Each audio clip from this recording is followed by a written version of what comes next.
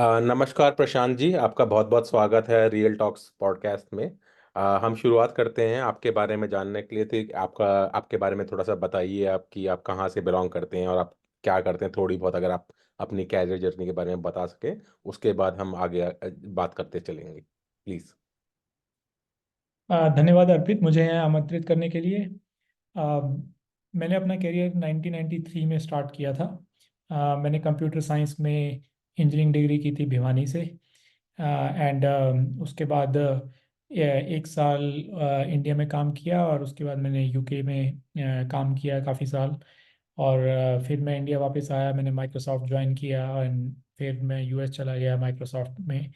And फिर उसके बाद गूगल ज्वाइन किया, एंड बाद में I was at JP Morgan chase. And अभी आई फाउंडेड, मैंने अपनी कंपनी बनाई है डाटा नॉब्स।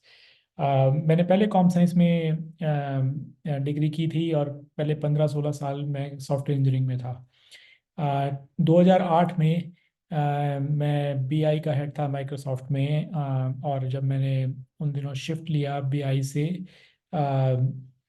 मशीन लर्निंग में, सो आई मैंने बिंग ज्वाइन किया था, और तब पहली बार मुझे मशीन लर्निंग के बारे में पता लगा 2008 के अंत में।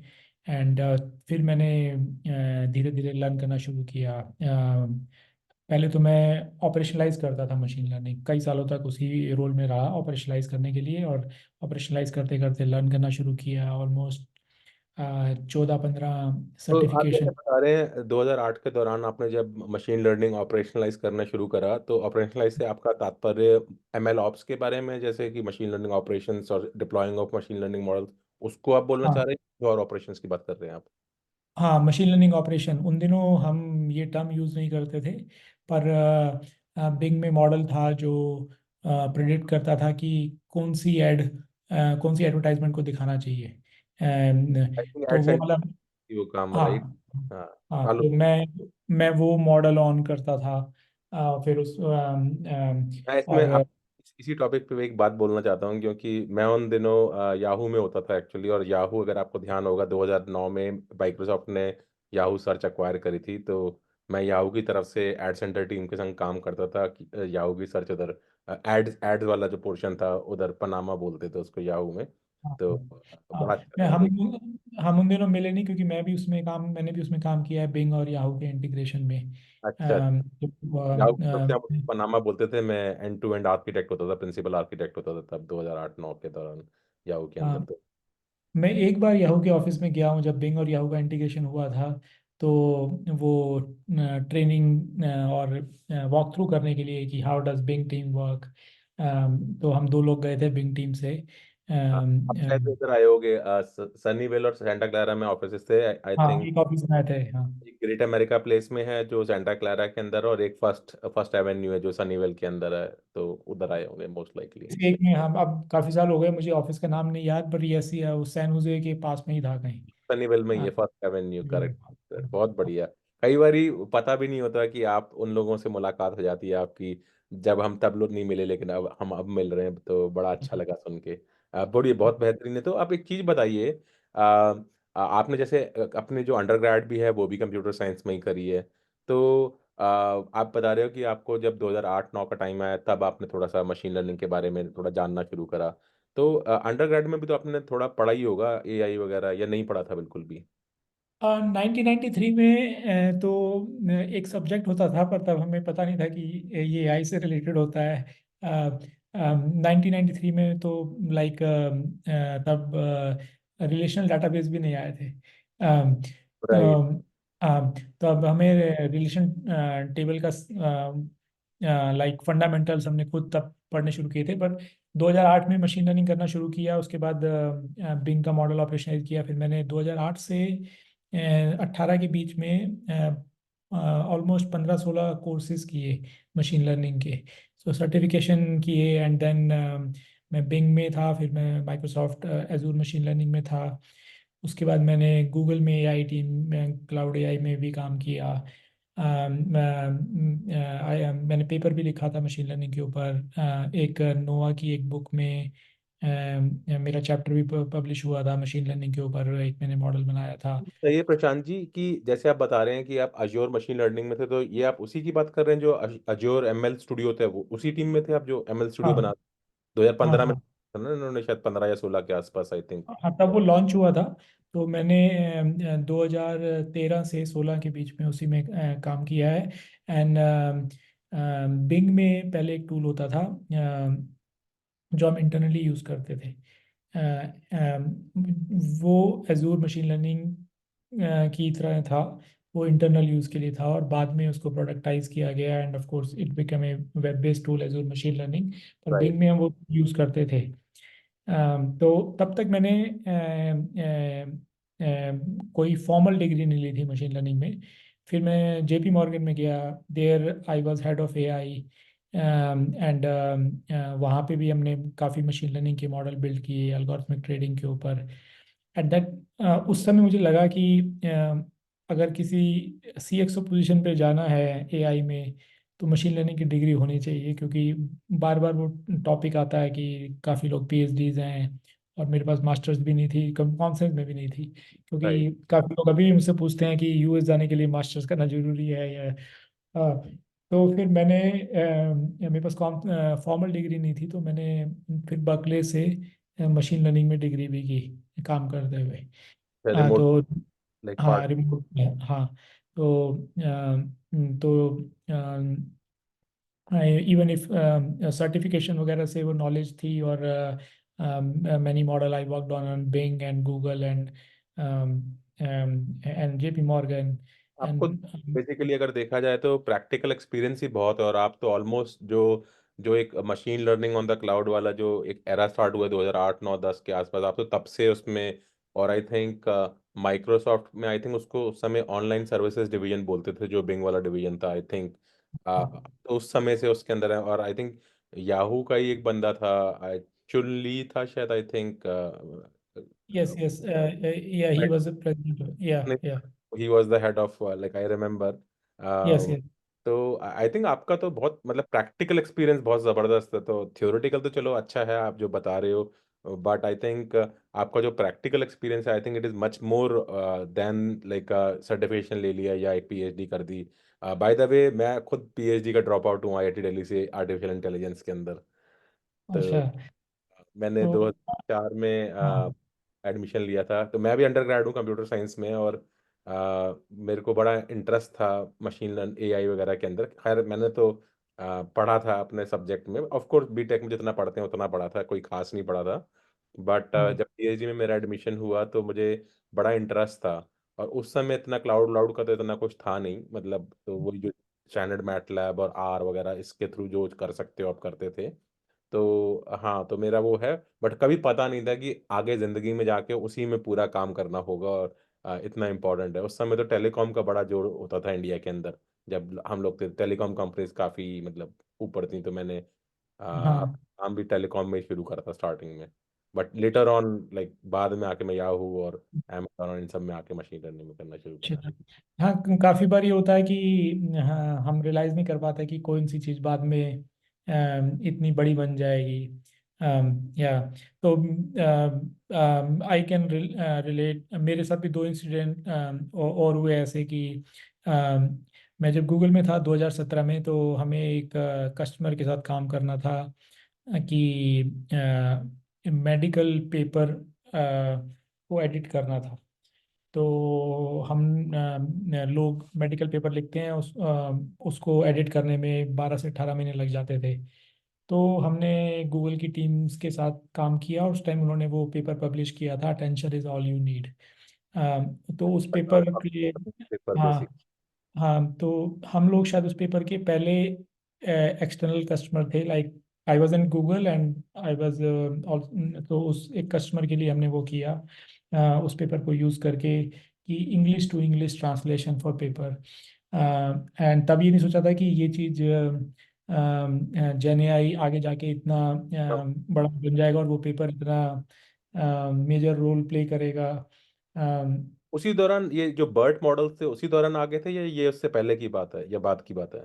ये उसके बाद में आए हैं। पहले वो basic attention is all you need model आया, और उसके बाद धीरे धीरे इम्प्रूवमेंट उसमें होते गए और ये सब बन गए। थिंक तो ये वही टाइम है जब आई थिंक डीप लर्निंग में CNN RNN मॉडल्स बड़े एक मेन माने जाते थे, और टेंसर फ्लो हाँ में दोनों ही अवेलेबल होते थे, क्योंकि इस हाँ, दौरान मुझे ये भी याद है कि आई थिंक ये if I am not wrong 17-18 का आई थिंक टाइम था। हम लोगों ने 2017 में। हाँ हाँ एक ये ऑफ कोर्स हमने बर्ट वगैरह पे तो नहीं करा था, लेकिन हमने टेंसर फ्लो को एज अ बेस मानते हुए अपने RNN और RNN LSTM और क्या बोलते हैं CNN मॉडल्स को इम्प्लीमेंट करते हुए हमने जो एक रिटेल रिटेल के अंदर जो क्लासिफिकेशन करी जाती है कि जो लिस्टिंग्स आ रही हैं रिटेल के अंदर, जो भी मार्केट प्लेसेस में लिस्टिंग्स होती हैं, उसके अंदर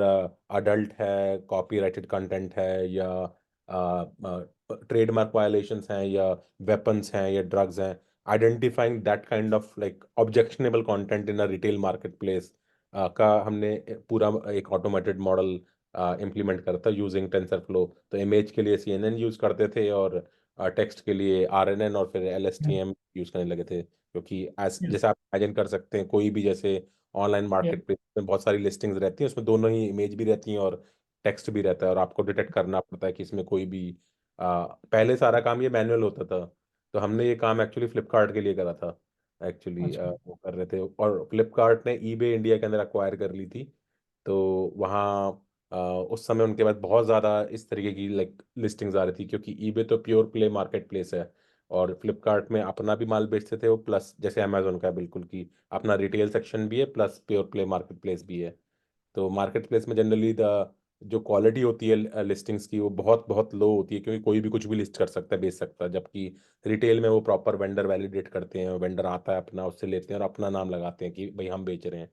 तो उधर क्वालिटी डिग्रेड होती है, इसलिए क्वालिटी को वैलिडेट करने के लिए कि क्या लिस्ट करा जा रहा है, सही है ये कि नहीं है, उसके लिए हाँ, ऑटोमेशन करता था, जो कि बहुत ही मतलब आई थिंक उस जमाने के लिए बहुत बहुत नया था।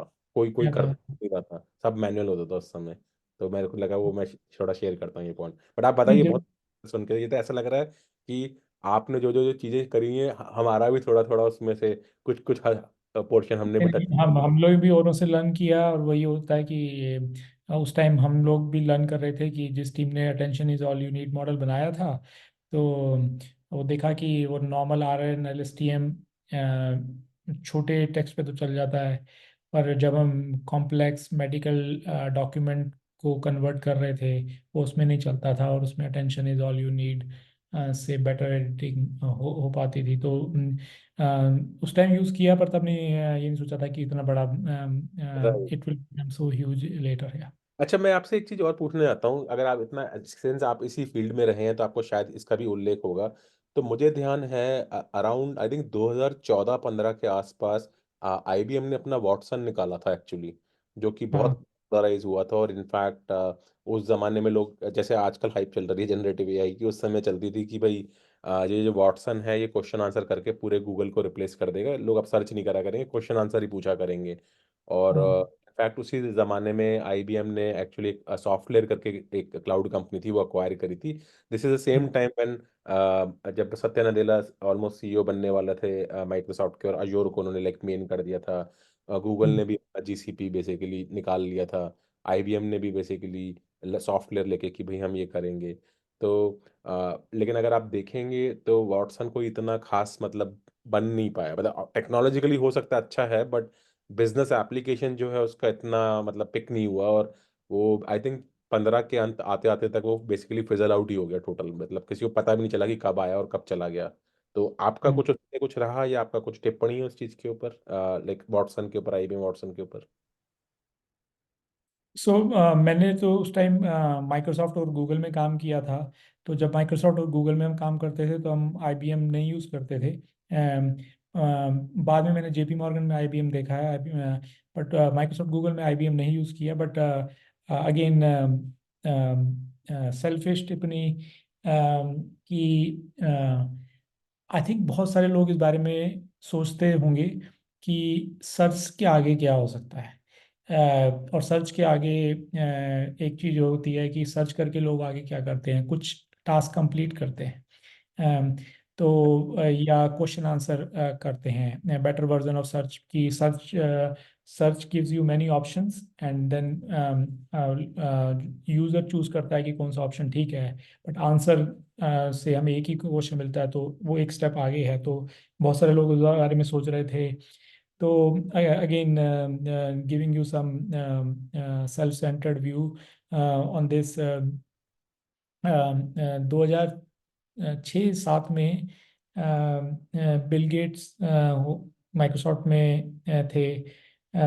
तो वो एक वहाँ पे थिंक वीक पेपर होता है। अम, तो हम लोग भी नए नए थे, तो मैंने भी सोचा मैं थिंक वीक पेपर लिखूंगा। तो यही एक चीज़ दिमाग में आई कि सर्च इंजन सर्च क्यों करता है, यूज़र को टास्क कंप्लीट क्यों नहीं करने देता, और कैसे उसको आगे टास्क कंप्लीट करना चाहिए। तो कुछ लोगों को दिखाया, तो ज़्यादा कुछ वो नहीं मिला, बट मैंने सबमिट कर दिया थिंक बिग पेपर।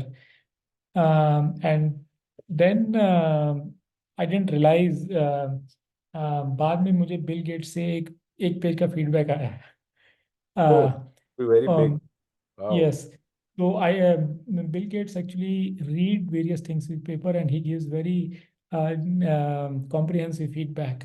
जनरली हम लोग भी जब किसी का डॉक्यूमेंट पढ़ते हैं तो ऊपर ऊपर से कई बार पढ़ लेते हैं, या छोटा मोटा फीडबैक दे देते हैं, या कि हाँ। कुछ बोल देते हैं ये फॉर्मेटिंग ठीक कर लो, ये ठीक कर लो। But Bill Gates, it meant like he read it and he gave a good comprehensive feedback, and then he forwarded to other people in Bing.org. That time it was called Live. Live कि live होता था उनका, कि, correct. कि sir search search क्यों है, ये task complete क्यों नहीं करता। कि हम खाली ये बोलते हैं कि कौन सी ढूंढ लिया। फ्लाइट जाएगी या कौन सी वेकेशन जाएगी। अगर हाँ, ये उसकी बजाय हमें बता ही दे कि कौन सी वेकेशन पे जाना चाहिए या बुकिंग ही कर दे, बुकिंग कर दे तो और हो जाएगा, हाँ।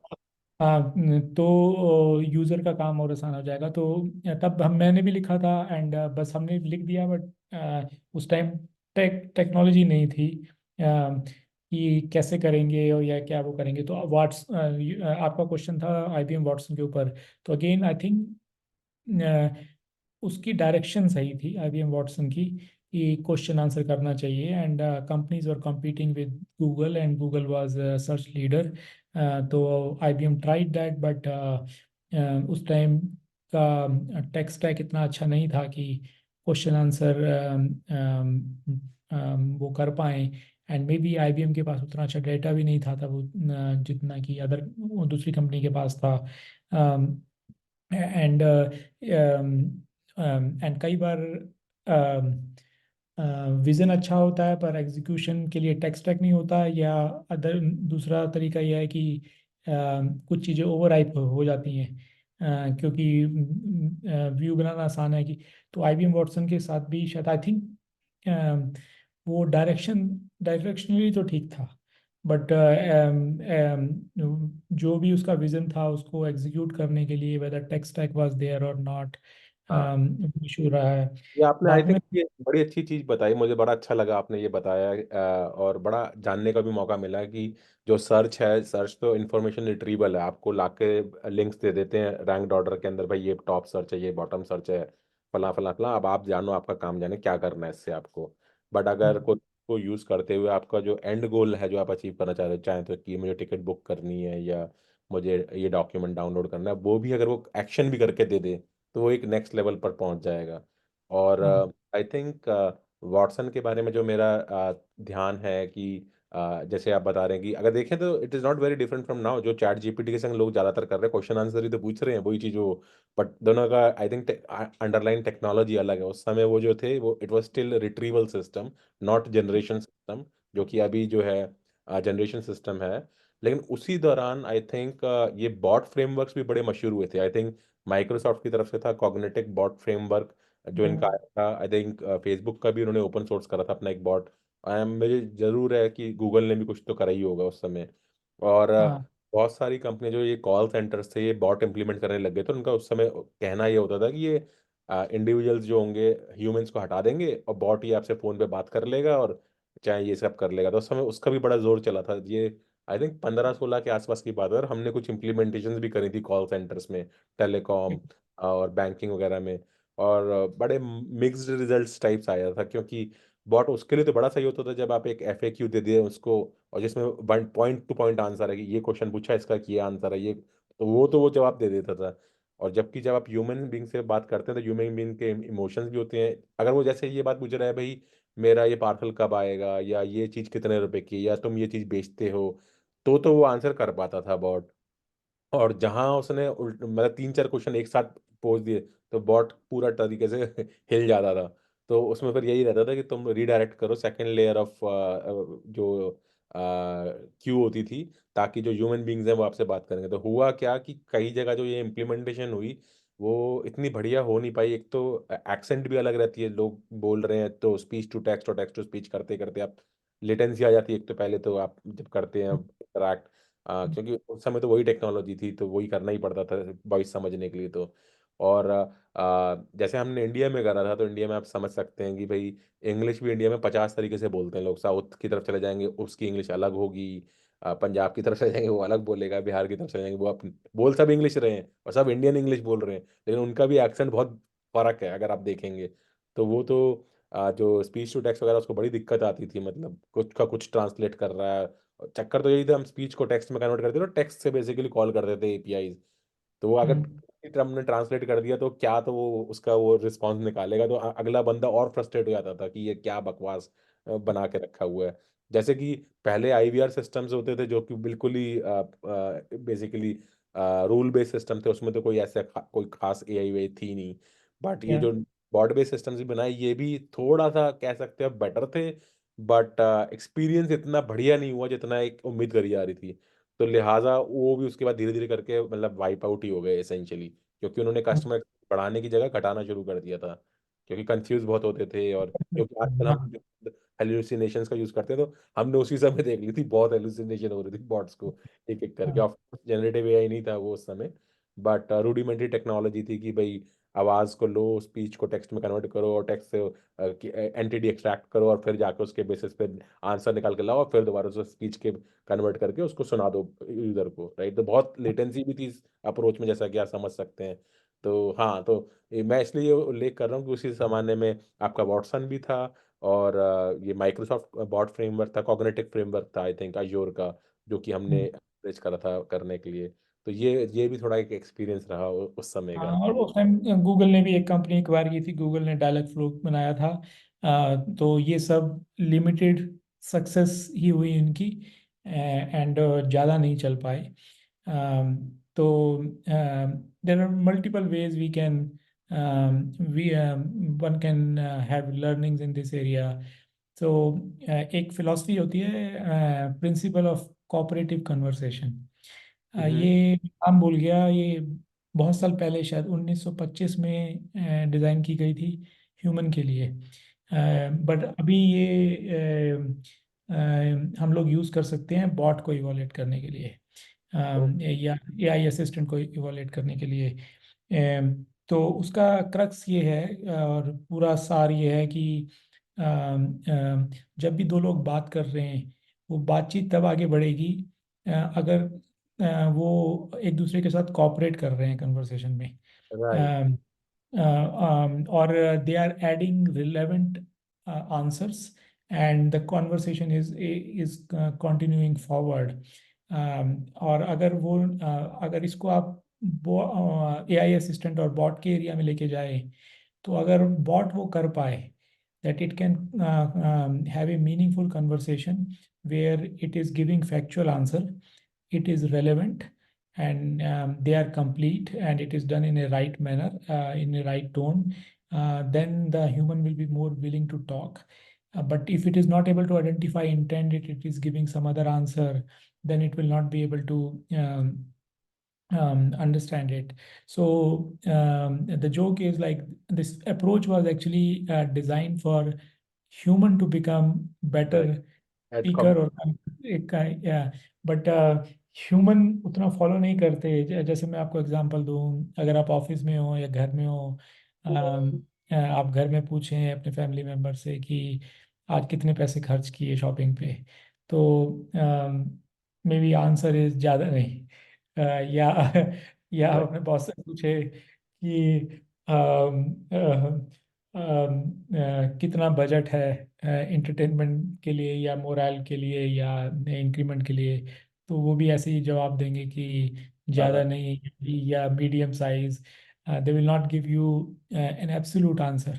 रेंज भी बट बताएंगे, exact. yeah, but if we use this principle of cooperative conversation on board, this not a good way.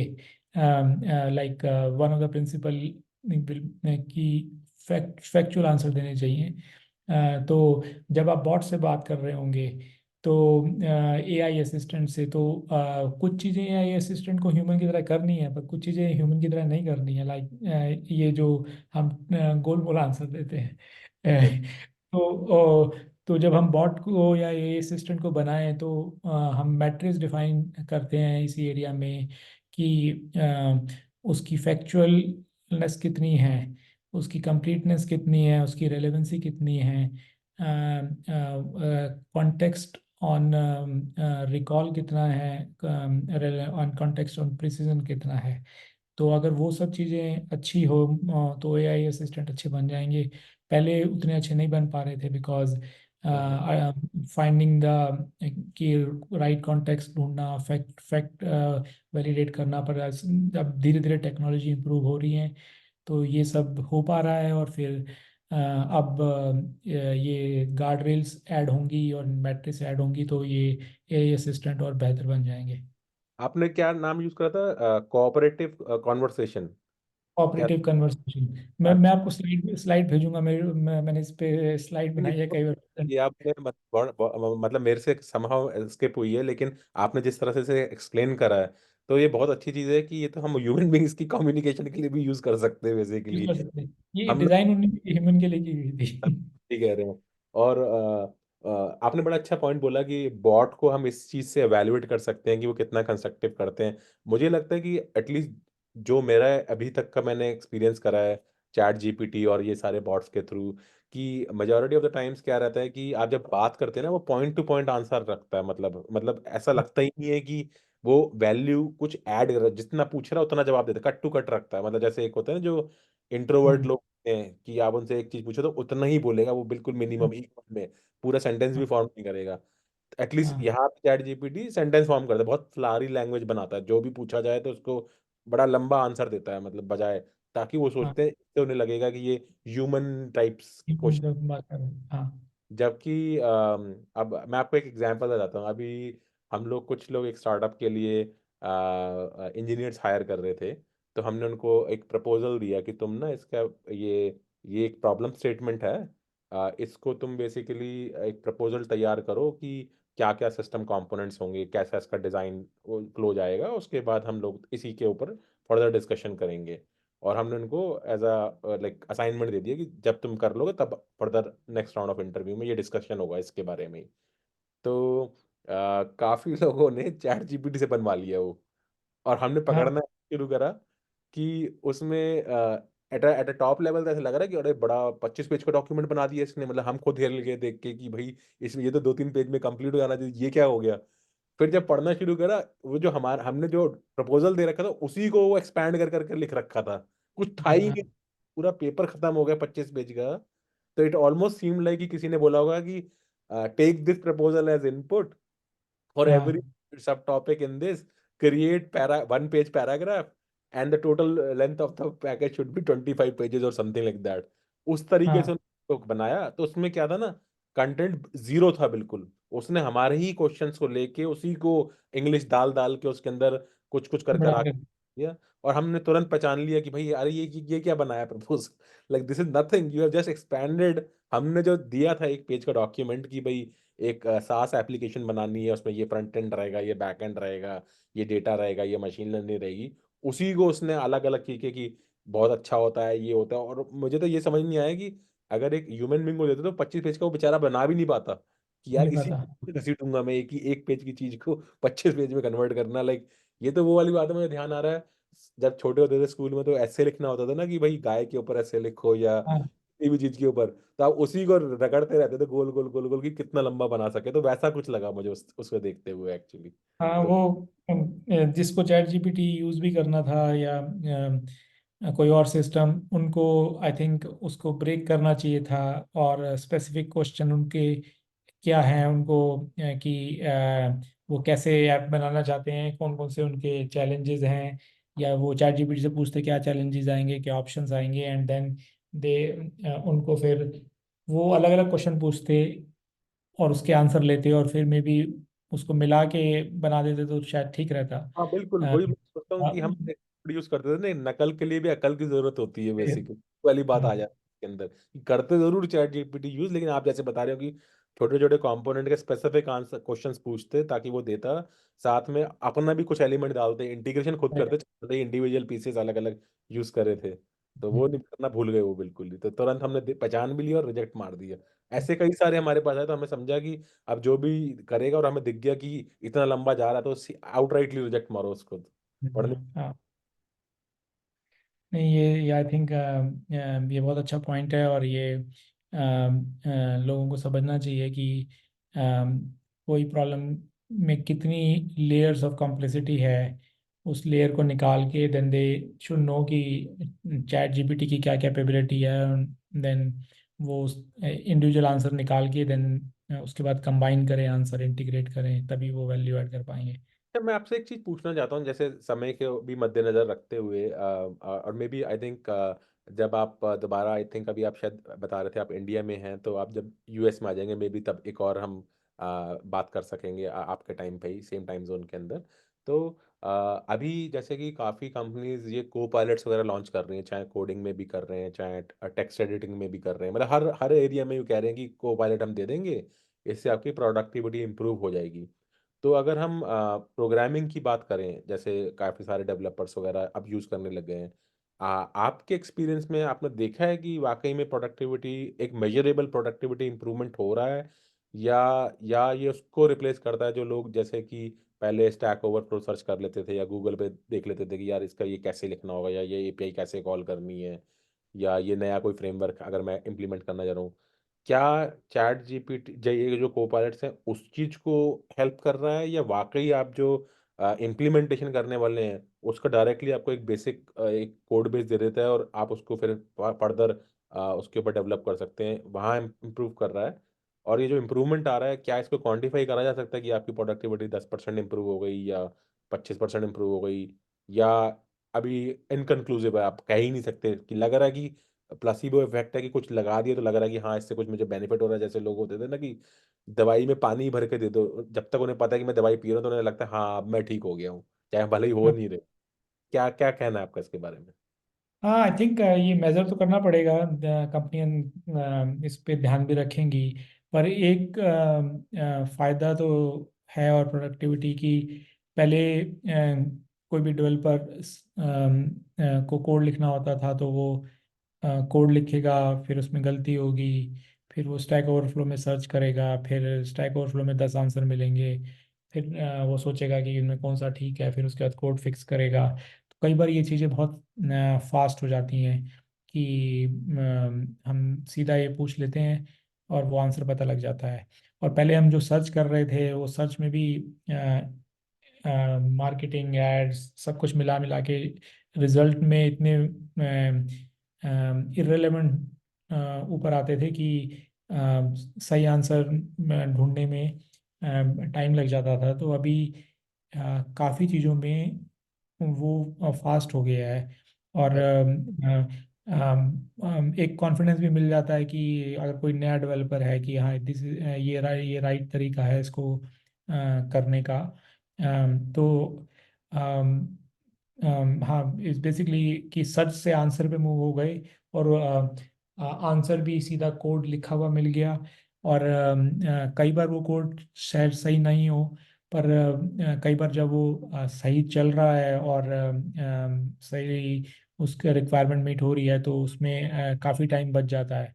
तो आई थिंक डेवलपर की प्रोडक्टिविटी इंप्रूवमेंट तो होगी, या इसको ये कह लो कि जो रूटीन डेवलपमेंट होती है, companies will think कि how to quickly do those routine development, and then जो स्पेसिफिक प्रोडक्ट स्पेसिफिक फंक्शनलिटी है या एप्लीकेशन स्पेसिफिक फंक्शनलिटी है, डेवलपर्स उस पर ज़्यादा ध्यान दें। लाइक लॉगिन कैसे इम्प्लीमेंट करना है, रजिस्ट्रेशन कैसे इम्प्लीमेंट करना है, और ऑथेंटिकेशन कैसे करना है, ये सब चीज़ें कोड मिल जाता है out of the box. And जो टीम लीड होंगे उनको भी अगर कोड रिव्यू करना है तो वो भी वेरीफाई कर सकते हैं कि कैसा लिखा हुआ है वर्सेस कैसा सजेस्टेड है, and then as a human they can make a decision which one is the right one.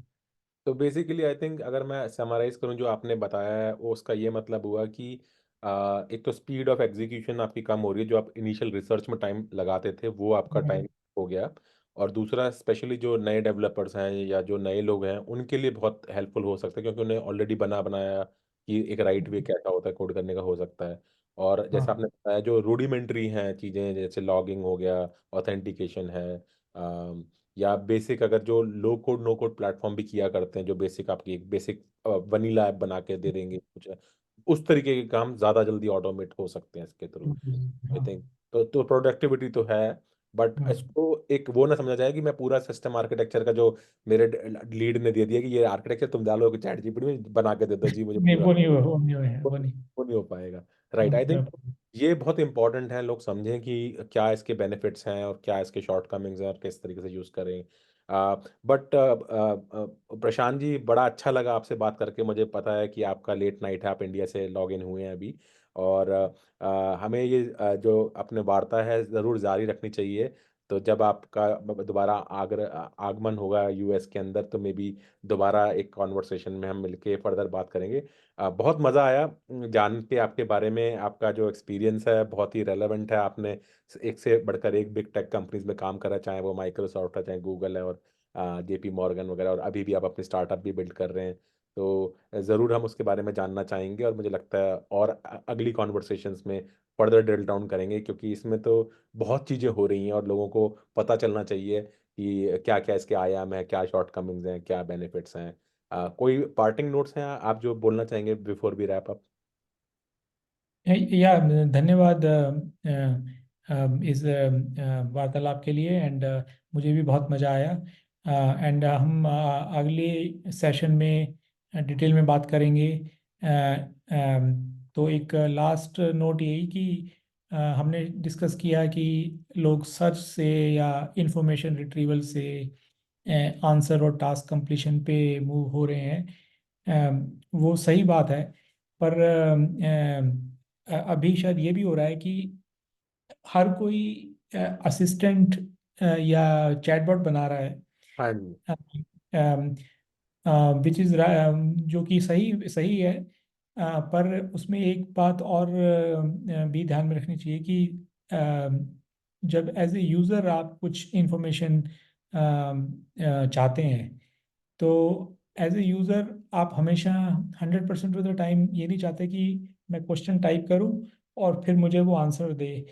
तो हम हमारा ओपिनियन ये है, और मेरी कंपनी में भी कि अ, हमारा यूज़र इंटरफेस जो होगा ये मिक्स हाँ, of information flow as well as question answer flow के साथ बनेगा। कि इट्स नॉट एक्सक्लूसिव कि वेबसाइट चली जाएंगी और बॉट आ जाएगा।